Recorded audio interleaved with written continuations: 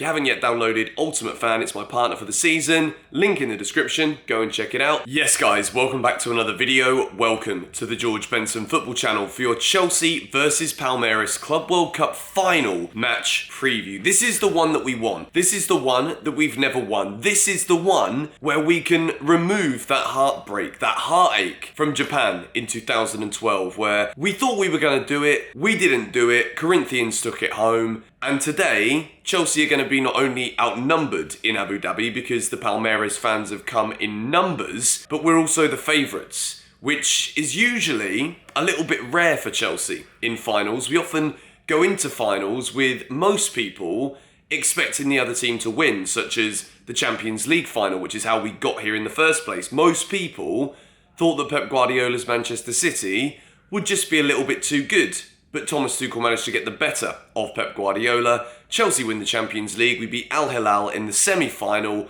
And now it is the final. I'm absolutely buzzing for this game. I'm excited because I think we're going to do it. I think what the team we might see tonight might be something a bit similar to what we saw in the first game. But I also think we might actually go with four at the back. I think we looked leggy in that second half in particular.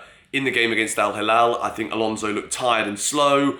I thought Azpilicueta, quite similar too. I think we really struggled in that sense within the game. But I think tonight, we're going to go with a back four. We're going to build my team in a moment, but let me know your score predictions for this game tonight now in the comments down below.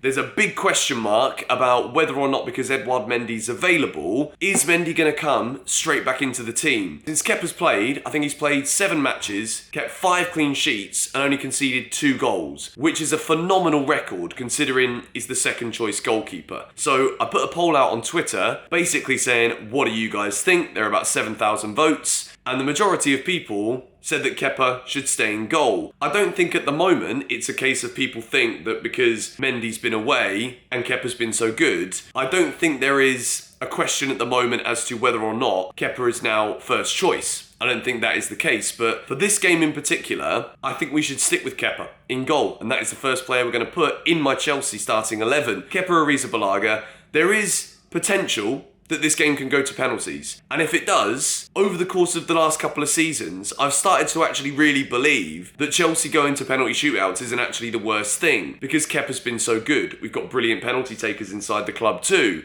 So Kepa starts in goal. Hopefully, we can get the job done in normal time, and we don't even need to think about penalties. But if it does, touch wood, as I touch the desk, I'm quietly confident that Chelsea can get the job done. Moving into a back four, we're going to build it all in one go here. Azpilicueta, Thiago Silva, Tony Rudiger, and Malang Sarr. I've taken Alonso out the team. I think he's played a lot of football. He's looking tired. Palmeiras have got very quick wingers. It is one of the best parts of their game. They're very good on the counter-attack. There's a lot of pace. And even though there's not much we can do about Azpilicueta being up against it in that sense with quick wingers, Azpi will struggle, whether it's a back four or as a wing back. But if it is a bit more of a defensive formation with four at the back, then I think potentially we might be able to combat that issue a little better. Malang Sarr, pretty good with his feet. He's a lot quicker than Marcos Alonso too. And we've seen in recent weeks that he's very competent playing on that left side.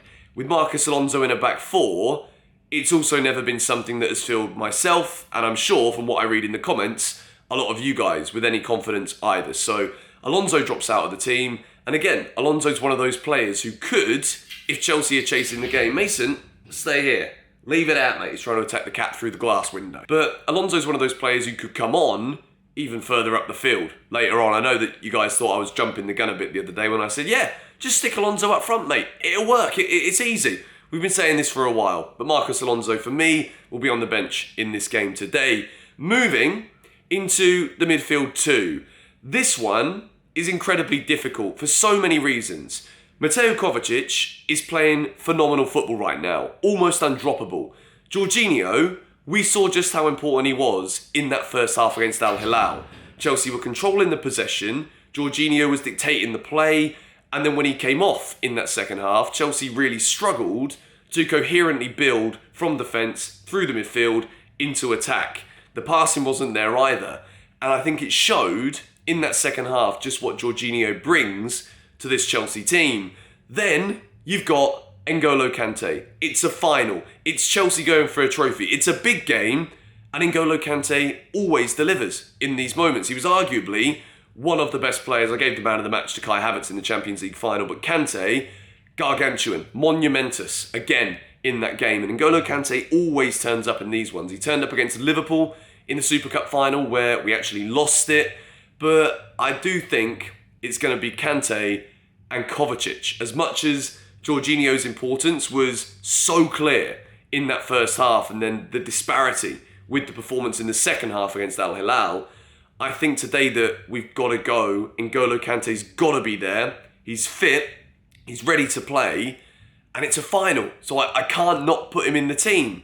Mateo Kovacic too is having a wonderful start to 2022. His game has improved dramatically this season, and I think that is the best combination that we're going to go with today for Chelsea to win that midfield battle.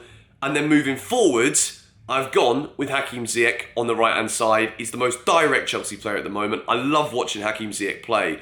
He's got a swagger about the way he's playing again, which we always knew he had, but now we're seeing it consistently. Now we're seeing it game by game, big game moments as well from Ziyech, either scoring goals, creating big chances, and hopefully tonight we can see the attackers continue to score them. Mason Mount I've put in the starting 11 as well.